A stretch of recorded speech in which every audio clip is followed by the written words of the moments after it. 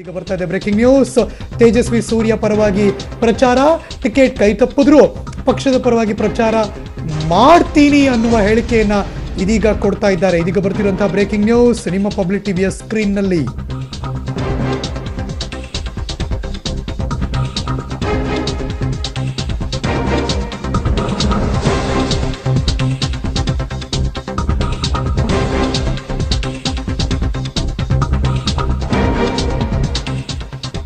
ಇದು ತೇಜಸ್ವಿನಿ ಅನಂತಕುಮಾರ್ ಅವರ ಮಾತು. ತೇಜಸ್ವಿ ಸೂರ್ಯಗೆ ಈಗ ಬಿ ಫಾರ್ಮ್ ಸಿಕ್ಕಿದೆ, ಅವರು ಅಭ್ಯರ್ಥಿ ಆಗ್ತಿದ್ದಾರೆ.